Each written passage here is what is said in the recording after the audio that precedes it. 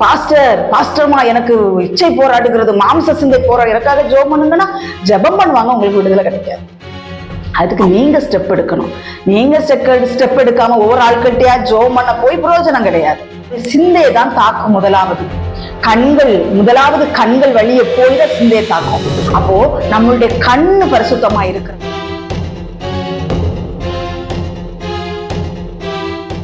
Praise the Lord. கர்த்தருடைய பிள்ளைகள் எல்லாரும் எப்படி இருக்கீங்க? எல்லாரும் நல்லா இருக்கிறீங்களா?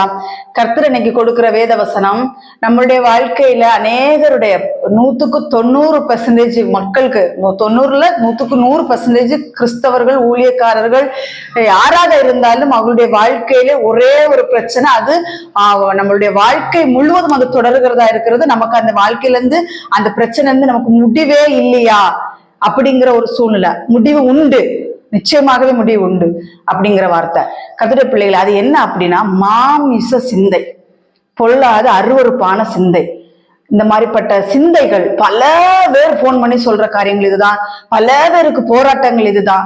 மாமிச சிந்தையில போராடுகிற பிரச்சனையில இருந்து எங்களுக்கு விடுதலை கிடைக்கல அப்படின்னு சொல்றாங்க.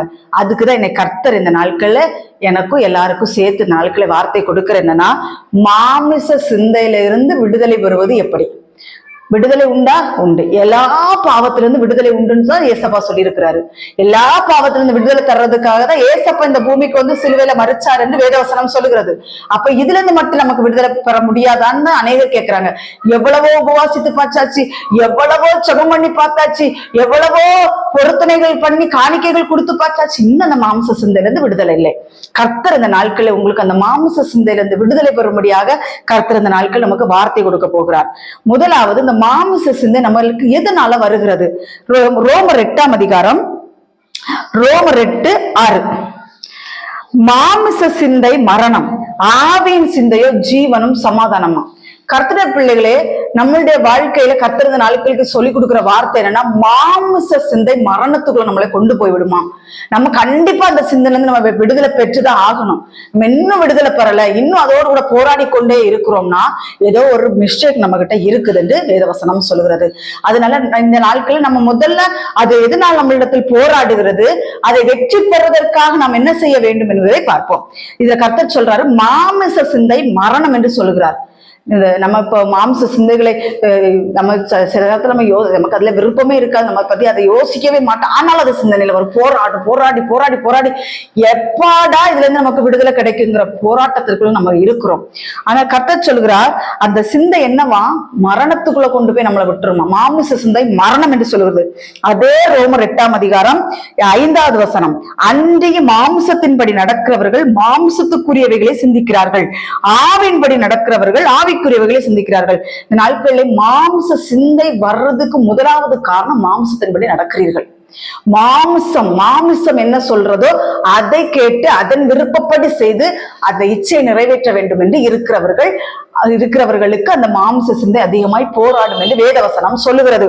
கர்த்தருடைய பிள்ளைகளே, இங்க பவுல் 7வது அதிகாரத்துல என்ன சொல்றாருன்னா, பாவம் எனக்குள்ள இருக்கிறது, அந்த பாவமே எனக்குள்ள இருந்து கிரியேட் செய்கிறது, நான் விடணும்னு நினைக்கிறேன், ஆனா அந்த பாவம் எனக்குள்ள இருந்து வெளிப்படுகிறது என்று பாவத்துக்கும் தேவனுக்கும் ஊழியம் செஞ்சிருக்கிறார். அதுல அந்த வசனம் இருக்குது. மாமிசத்தினாலேயோ பாவ பிரமாணத்துக்கும் ஊழியம் செஞ்சிருக்கிறார். அவரு தேவனுக்கு ஊழியம் செஞ்சு இங்கேயும் ஊழியம் செஞ்சிருக்கிறாரு. ரோமர் 7:25 சொல்லப்பட்டிருக்கிறது, வாசிக்கல, அதுல சொல்லப்பட்டிருக்கிறது. அதனால கர்த்தருடைய பிள்ளைகளே, இயேசுவின் நாமத்தினால என்ன செய்யணும், மாம்ச சிந்தை நம்ம கிட்ட இருக்கக்கூடாது. நம்ம மாம்ச சிந்தை எதனால வருதுன்னா, மாம்சத்தின்படி நடக்கிறதுனால மாம்ச சிந்தை வருகிறது. அதை நம்மளாவது மாற்ற வேண்டும்.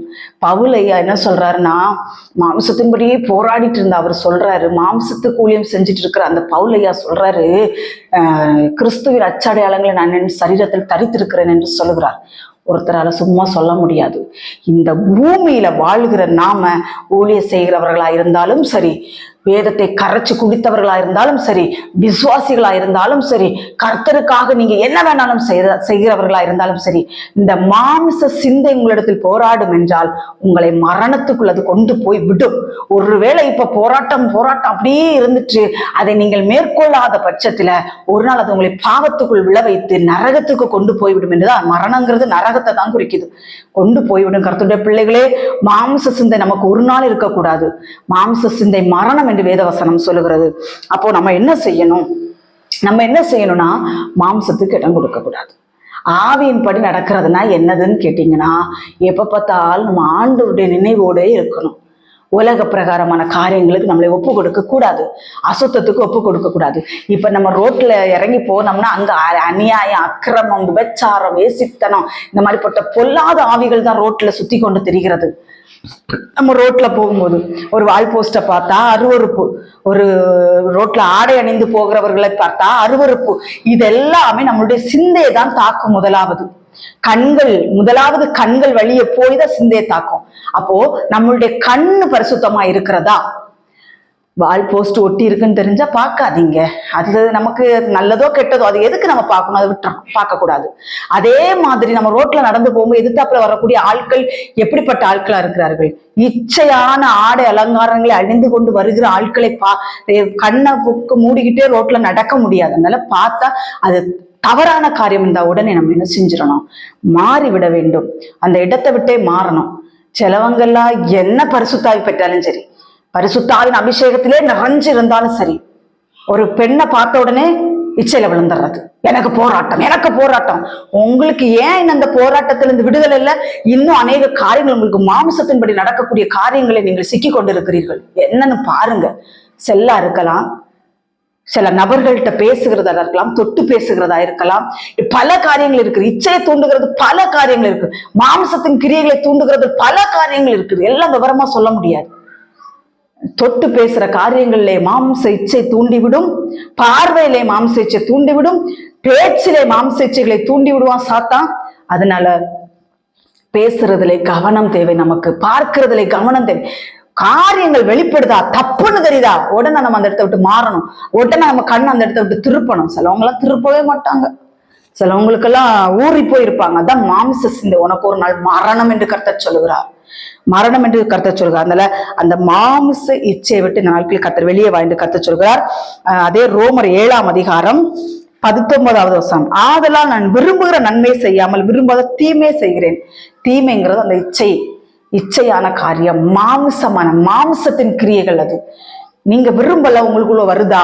இப்ப ஏதோ ஒரு இடத்துல மிஸ்டேக் பண்ணி இருக்கிறீங்க, தெளிவுபடுத்துங்க. இந்த நாட்கள்ல கர்த்தரிடத்தில் கேளு, ஆண்டவரே நான் எதுல மொபைல பாக்குறேனா, இல்ல ஏதோ ஒரு சகோதரிட்ட, இல்ல ஏதோ ஒரு சகோதரன்ட்ட பேசுறதுல ஏதாவது தவறான காரியங்கள் வருகிறதா? இல்லைன்னா ஒருத்தவங்களுக்கு, நான் தான் சொல்வேன், ஒருத்தவங்களை நம்ம சும்மா தொட்டு, தம்பியோ அண்ணனோ மச்சானோ மாமனோ கொழுந்தனோ யாரோ தொட்டு பேசும்போது ஆவியானவர் அந்த இடத்துல பரிசுத்த ஆவியின் அபிஷேகம் பெற்றிருந்தீங்கன்னா ஒட்டனா இடைப்படுவாரு.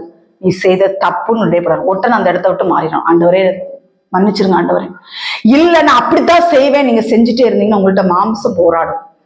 இப்ப நீங்க அதுல இருந்து ஜெயிக்க நான் இன்னைக்கு சொல்றேன், மாம்சத்துல ஊறிக்கொண்டிருக்கிறவர்களுக்கு இந்த பிரசங்கம் கிடையாது. ஆண்டவரே எனக்கு விடுதலை தாரும் என்று போராடி கொண்டிருக்கிறீங்க பாத்தீங்களா, அவங்களுக்குதான் இந்த கர்த்தருடைய வார்த்தை புறப்பட்டு வருகிறது. ஞானம் உள்ளவன் பெற்றுக்கொள்வான். அதனால டச் பண்ணி பேசுறது, தேவையில்லாத நபர்கள்ட்ட போன் கான்டாக்ட், இந்த மாதிரி சில காரியங்கள் எல்லாம் நமக்கு அது அந்த மாம்சத்தை தூண்டுகிற காரியங்கள் இருக்கும். அதையெல்லாம் விட்டுட்டீங்கன்னா உங்களுக்கு அந்த மாம்சத்திலிருந்து விடுதலை கிடைக்கும் என்று கர்த்தர் சொல்லுகிறார். இதுல ரோமர் 8:1 ஆண்டவர் சொல்றாரு, இந்த பவுல் சொல்றாரு, ரோமர் 8:1, ஆனபடியால் அவர் சொல்றாரு, எனக்கு பாவம் போராடுது, நான் விரும்பாத தீமை நான் செஞ்சுட்டு இருக்கிறேன். அவர் விரும்பல. இன்னைக்கு யாருமே பாவத்துல சில ஆட்களுக்கெல்லாம் அது அந்த சப்ஜெக்டுக்குள்ள நான் போகல. சில ஆட்களுக்கு மாம்ச சிந்தையில இருந்து வெளியில வரணும், பாவத்துல இருந்து வெளியில வரணும், அந்த வெளியில வரணும்னு நினைக்கிற பிள்ளைகளுக்கு பயங்கர போராட்டமா இருக்கும். ஆனால் பவுல் இங்க சொல்றாரு, நான் விரும்புகிற நன்மை செய்ய முடியல, விரும்பாத தீமை செய்கிறேன். ஆனபடியால், ரோமர் 8:1, ஆனபடியால் கிறிஸ்து இயேசுக்கு உட்பட்டவர்களாயிருந்து மாம்சத்தின்படி நடவாமல் ஆவியின்படியே நடக்கிறவர்களுக்கு ஆக்கினை தீர்ப்பில்லை. மாம்சத்தின்படி நடவாமல் ஆவியின்படி நடக்கிறவர்களுக்கு ஆக்கினை தீர்ப்பில்லை, மாம்சத்தின்படி நடக்கிறவர்களுக்கு ஆக்கினை தீர்ப்பு உண்டு என்று இந்த வேதவசனம் நமக்கு சுட்டி காட்டுகிறது. 2வது வசனம், கிறிஸ்து இயேசுவினாலே ஜீவனுடைய ஆவியின் பிரமாணம் என்னை பாவம் மரணம் என்பவர்களின் பிரமாணத்திலிருந்து விடுதலை ஆக்கிட்டேன்னு சொல்றாரு. விடுதலை ஆக்க வேண்டும், இல்லண்டா நகரகம் ஆக்கினை என்று வேதவசனம் சொல்லுகிறது. சிலர்லாம் அந்த போராட்டம் வரும்போது வந்துட்டு போட்டு, நம்ம தான் விரும்பலையே, அது வருது வந்துட்டு போட்டு, அப்படி அல்ல பிள்ளைகளே. அதுல இருந்து நமக்கு ஒரு ஜெயம் வேண்டும். விடுதலை வேண்டும். பவுலையா சொல்றது போல பிரமாணம் அது என்ன சொல்றது, பாவம் மரணம் அது எது விடுதலையாக்குமாம்? ஜீவனுடைய ஆவியின் பிரமாணம் விடுதலையாக்குமாம். அந்த பிரமாணம் என்ன பிரமாணம்? அதான் இன்னைக்கு நம்ம பார்க்க போறோம். இவ்வளவு நாளும் மாம்ச சிந்தை என்ன, நமக்கு என்ன வரும், அதுல இருந்து எப்படி நம்மளால வெளியில வர முடியாம ஒரு சிச்சுவேஷன்ல இருக்கிறோம். ஆனா கர்த்தர் இந்த நாட்கள் உங்களை வெளியில கொண்டு வர்றதுக்காக பிரயாசப்படுகிறார். அந்த ஜீவனுடைய ஆவியின் பிரமாணம்னா என்ன? அதுதான் விடுதலையாக்குமா நம்மள, வேற எதுவும் விடுதலையாக்காது. நீங்க எத்தனை ஊழியக்காரர்கள்கிட்ட போய் உங்க தலையில கை வச்சு ஜெபம் பண்ணினாலும் உங்களுக்கு அந்த கிரியை மாறாது. பாஸ்டர்மா எனக்கு இச்சை போராடுகிறது, மாம்ச சிந்தை போராடு, எனக்காக ஜெபம் பண்ணுங்கன்னா ஜெபம் பண்ணுவாங்க, உங்களுக்கு விடுதலை கிடைக்காது. அதுக்கு நீங்க ஸ்டெப் எடுக்கணும். நீங்க ஸ்டெப் எடுக்காம ஒவ்வொரு ஆட்கள்கிட்டயா ஜெபம் பண்ண போய் பிரயோஜனம் கிடையாது. அவங்களுக்காக ஜெபம் பண்ணுவாங்க. ஆனால் ஜீவனுடைய ஆவியின் பிரமாணம் என்னன்னு பார்ப்போம். சங்கீதம் 119 அதிகாரம் 113 வசனம். சங்கீதம் 119 113. வீண் சிந்தனைகளை நான் வெறுத்து உமது வேதத்தில் பிரியப்படுகிறேன். கர்த்தருடைய பிள்ளைகளே, இந்த நாட்களில் வீணான மாம்ச சிந்தை, வீணான அருவருப்புகள் நம்முடைய சிந்தனைகளுக்கு வர்ற காரணம் என்னன்னா, நம்ம இதை கடைபிடிக்கல, இதை வாசிக்கல. இதுதான் நம்மளை விடுதலையாக்கும், வேற எதுவும் நம்மளை விடுதலையாக்காது. அதனால கர்த்தர் சொல்றாரு, வீண் சிந்தனைகளை நீ வெறுக்கணுமா, மாம்சத்தின் கிரியைகளை நீ அழித்து போடணுமா, இதெல்லாம் என்கிட்ட வரக்கூடாது. நான் என்ன ஆண்டவரே செய்யணும்? ஜீவனுடைய ஆவியின் பிரமாணத்தை கையிலிடு, ஜீவனுடைய ஆவியின் பிரமாணத்தை கையிலிடு. நீ அப்பொழுது மாம்ச சிந்தையிலிருந்து விடுதலை பெறுவாய். அல்லாத நீ எத்தனை மணிக்கூர் முழங்காலன்னாலும் பிரயோஜனம் இல்லை, நீ எத்தனை ஊழியக்காரர்களை தேடி போனாலும் பிரயோஜனம் இல்லை. இந்த நாளுக்கு கர்த்தர் சொல்லுகிறார், வேதத்தை, அதான் எனக்கு தெரிஞ்ச அளவுல கர்த்தருடைய பிள்ளைகளே, ஆரம்ப நாட்கள்ல இருந்து இப்போ வரைக்கும் தான், இந்த நிமிஷம் வரைக்கும் தான் வேதத்தை கையில எடுத்து வாசிச்சவ வெக்கப்பட்டு போனதில்லை. அவன் எடுத்து வாசிக்க ஆரம்பிச்சுட்டான். நம்ம நாவில இருந்து கொஞ்சம் சத்தமா, மற்றவங்களுக்கு இடையூறு இல்லாம, குடும்பத்துல ரட்சிக்கப்படாதவங்க இருப்பாங்க, அவங்களுக்கு ஒரு இடையூறு இல்லாம, சிலவங்க எல்லாம் சொல்ற காரியம், நான் ஒரு குடும்பத்துல ஒருத்தவங்க ரட்சிக்கப்பட்டிருப்பாங்க, மற்றவங்க ரட்சிக்கப்படாம இருப்பாங்க. இவங்க இங்க சத்தம் போட்டு ஜெபம் பண்ணி அது அவங்களுக்கு இடரல் தான் உண்டாக்கும், அது அவர்கள் இடரல் தான் உண்டாக்கும் என்று சொல்லுகிறேன். அதுக்கடுத்து பார்த்துட்டீங்கன்னா, வேதத்தை வாசிக்கணும். தனக்கு ரட்சிக்கப்படாத பிள்ளைங்க குடும்பங்கள ரட்சிக்கப்படாதவங்க இருப்பாங்க. அப்ப அவங்க என்ன செய்யணும்? வீட்டுல அவர்களுடைய காதுகள், அதை எப்பவுமே நான் சொல்வேன், உங்கள் காதுகள் கேட்க நீங்கள் வேதத்தை வாசிக்கணும். உங்கள் காதுகள் கேட்கணும் அந்த வசனத்தை, இருதயத்திலிருந்து முணுமுணுக்கிறது அல்ல. வீண் சிந்தனைகளை நான் வெறுத்து, இதை நீங்க நாவினால் உச்சரிக்கும் போது இந்த காதுல அந்த வார்த்தை போக வேண்டும். போகும்போது இந்த பிரமாணம், இந்த பைபிள், இந்த பரிசுத்த வேதாகமம் நம்ம வாசிக்க, ஆதியாகமத்துல இருந்து வெளிப்படுத்தின விசேஷம் வரைக்கும் நம்ம வாசித்து தியானித்து கொண்டே இருந்தா நம்மளுக்கு இந்த வீண் சிந்தனை வராது, மாம்ச சிந்தை வராது, அருவருப்பான சிந்தை வராது. என்னன்னா, இதுதான் உள்ள பரிசுத்த வேதம் நிறைஞ்சிருச்சுன்னு வச்சுக்கோங்களாம், வேற எந்த காரியங்களும் உள்ள வராது. இந்த நாட்கள் அநேகருடைய காரியம், எவ்வளவோ உபவாசம் இருந்து பாக்குறாங்க, எவ்வளவோ ஜெபம் பண்ணி பாக்குறாங்க, என்னெல்லாமோ பண்ணி பாக்குறாங்க, விடுதலை இல்லை. கர்த்தர் சொல்கிறார், இந்த நாட்கள்ல நியாயப்பிரமாணம், இந்த பிரமாணம் கிறிஸ்துவினுடைய ஆவியின் பிரமாணம். இது கிறிஸ்துவினுடைய ஆவியின் பிரமாணம், இந்த வேத புத்தகம், இந்த பரிசுத்த வேதாகமத்தை நீங்கள் வாசித்து கொண்டே இருங்கள். வாசிங்க. ஜெபம் பண்ற நேரத்துல ஜெபத்தை பண்ணுங்க, பயத்தமடி பைபிள் வாசித்து கொண்டே இருங்கள். இன்னைக்கு கர்த்தருடைய பிள்ளைகளே, ஒரு நேற்று தான் இந்த காரியத்தை குறித்து மன அழுத்தத்துக்குள்ளா கடந்து போனேன். என்ன அப்படின்னா, எல்லாருக்கும் சேர்த்துதான், எனக்கும் சேர்த்துதான். என்ன அப்படின்னா, ஒரு மொபைலுங்கிற ஒரு, அது என்ன சொல்றது, அது ஒரு பொல்லாத அசுத்தாவினுடைய கிரியை. இந்த மொபைல் மூலமாக 24 hours அந்த மொபைல்லே இருக்கக்கூடிய ஆட்கள் இருக்கிறாங்க. என்ன, கிறிஸ்டின் மெசேஜ் கேட்கிறேன், கிறிஸ்டின் பாடல்கள் கேட்கிறேன். இன்னும் கிறிஸ்தவ ஊழியக்காரருடைய குடும்பங்களா இருக்கலாம், மற்ற ரட்சிக்கப்பட்டேன்னு சொல்ற குடும்பங்களா இருக்கலாம். வீட்டுக்குள்ள சினிமா, வீட்டுக்குள்ள காமெடி, வடிவேல் காமெடி, அந்த காமெடி, இந்த காமெடி, இதெல்லாம் ஓடுது. இயேசுவின் நாமத்தினால் அதை நம்ம வீட்டை விட்டு போகணும். இதெல்லாம் நம்மள்ட்ட மாம்ச சிந்தையை உருவாக்கும். கர்த்தருடைய பிள்ளைகள், நம்ம ரோட்ல நடந்து போகிற ஒரு சினிமா பாடல்கள் கேட்கிற டபக்குன்னு இருதயத்துக்குள்ள போகுது. இன்னும் நம்ம ஆவியின் பிரமாணத்தை படிக்கல, இன்னும் இந்த பரிசுத்த வேதாகமத்தை நம்ம இன்னும் தெளிவா படிக்கல. இதை படிக்காததுனாலதான் நம்மளுக்குள்ள என்ன செய்கிறது, காரியங்கள் இந்த மாம்ச சிந்தையான காரியங்கள் நமக்குள்ள வெளிப்படுகிறது. சங்கீதம் 1ஆம் அதிகாரத்துல ஆண்டவர் அழகா சொல்லியிருக்கிறார், துன்மார்க்கருடைய ஆலோசனை நடவாமலும் பாவிகளுடைய வழியில் நில்லாமலும் பரியாசக்காரர்கள் உட்காரும் இடத்தில் உட்காராமலும் கர்த்தருடைய வேதத்தில் பிரியமா இருக்கணுமா, இரவும் பகலும் அதில் தியானமா இருக்க வேண்டும் என்று கர்த்தர் சொல்கிறார். நீங்க தியானமா இருந்து மட்டும் பாருங்க, வாசிக்கிறது மட்டும் இல்ல, சிலங்க கடற்கடன்னு மனப்பாடம் பண்ணாம தியானிக்காம வாசிச்சு விடுறது அது வீண், அதுவும் வீண், அதுவும் நான் சொல்ல மாட்டேன். தியானிச்சு அதை ரசிச்சு அதை ருசித்து அந்த வேதத்தை நாம் படிக்க படிக்க தியானிக்க தியானிக்க இங்க இருக்கிற கழிவுகள் எல்லாம் போய் பரிசுத்த சிந்தை, பரிசுத்தம் பரிசுத்தம் என் ஜீவன் இல்லை எங்களுக்கு பரிசுத்தம் என்று எழுதுங்கன்னு சொன்னது போல கர்த்தருடைய பிள்ளைகளே, இந்த நாட்களில் மாமிச சிந்தையிலிருந்து உங்களுக்கு வெளியே வர முடியவில்லையா, ஒரு டெக்னிக்கல் பைபிள் படிங்க, பைபிள் படிங்க. இது ஒரு மெராக்கிள் உங்களை நடத்தும், உங்க வாழ்க்கையில இது ஒரு மெராக்கிளை கொண்டு வரும். நீங்க வேற எங்கேயும் ஓடி ஆடி போகாதீங்க, இங்க படிங்க. கர்த்தருடைய வேதத்துல பிரியமா இருந்து இரவும் பகலும் அவருடைய வேதத்தில் தியானமா இருந்து பாருங்க. வீண் சிந்தனைகள் மாறும். வீண் சிந்தனைகளை நான் வெறுக்க வேண்டுமா, மாம்ச சிந்தை நான் வெறுக்க வேண்டுமா, அவருடைய வேதத்தில் பிரியமா இருக்கிற மனுஷன் அதெல்லாம் மாற்றுவான். அதுதான் சங்கீதம் 119 113 சொல்லப்பட்டிருக்கு. வீண் சிந்தனைகளை நான் வெறுத்து கர்த்தருடைய வேதத்தில் பிரியப்படுகிறேன். நீங்கள் கர்த்தருடைய வேதத்தில் பிரியமா இருந்தீங்கன்னா மாம்ச சிந்தை கண்டிப்பா ஜெயிக்க முடியும். கர்த்தருடைய பிள்ளைகளே, அந்த ஆவியை கட்டுறேன், இந்த ஆவியை கட்டுறேன், அப்படி பண்றேன் இப்படி பண்றேன், அதெல்லாம் இல்லை. வீண் சிந்தனைகள் வருகிறது என்றால் அது பிசாசினுடைய ஒரு காரியம். பிசாசு நம்மளுடைய சிந்தையை கெடுக்கிறதுக்காக அவங்க கொண்டு போற காரியம். அது ஒரு நாள் மரணத்தை நமக்கு கொண்டு வரும், ஆக்கினே நமக்கு கொண்டு வரும். அதனால இந்த நாட்கள் கர்த்தர் நமக்கு கொடுக்கிற வார்த்தை என்னன்னா, உனக்கு மாம்ச சிந்தனை உனக்கு வெற்றி பெற முடியலையா, அசுத்தமான காரியங்கள் இருந்து உனக்கு ஜெயம் இல்லையா, நீ விரும்பாத பாவத்தை நீ செய்யறியா, அப்போ இன்னும் உன்னுடைய இருதயத்துல எம்டியான காரியங்கள் இருக்குது, அவனுக்குரிய ஏதோ ஒரு காரியங்கள் இருக்குது, அதையும் வேத வசனத்தால் நிரப்பி விடு என்று கர்த்தர் சொல்லுகிறார்.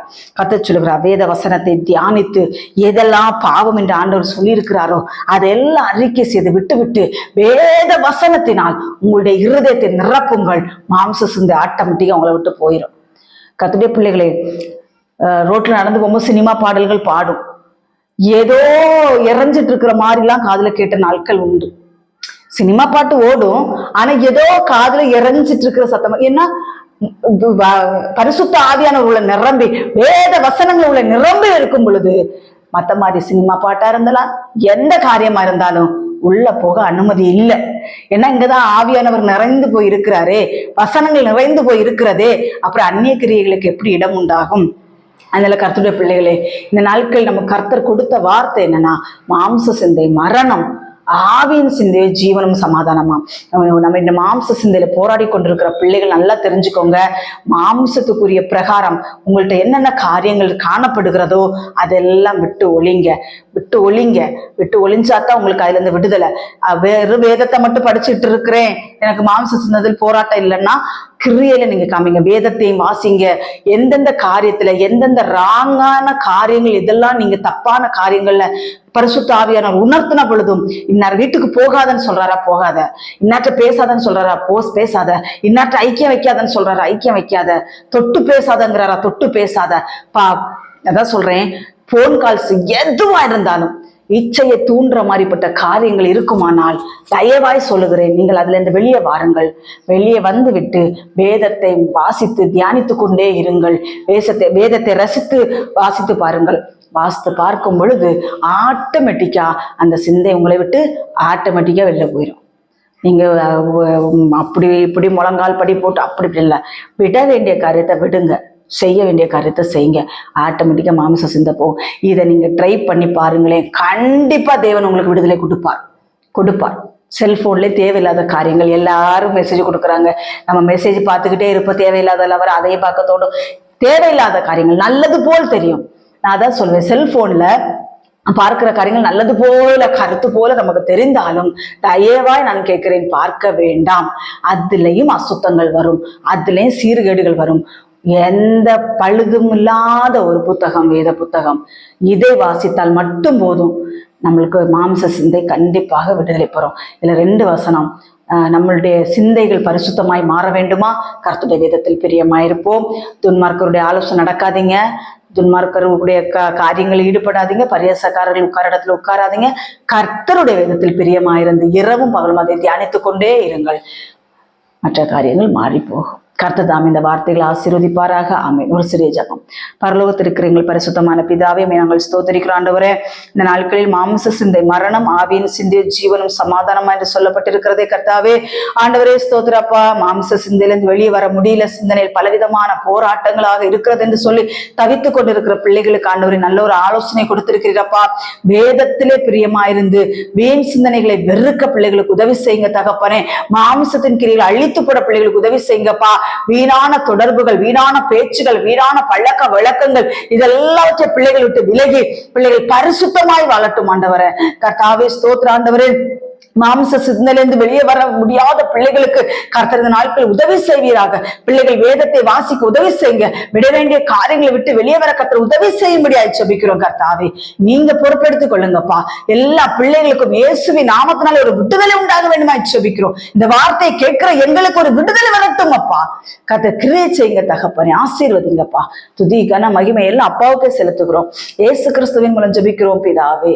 ஆமென், ஆமென், ஆமென். கர்த்தர் தாமே உங்கள் அனைவரையும் ஆசீர்வதிப்பாராக. ஆமென்.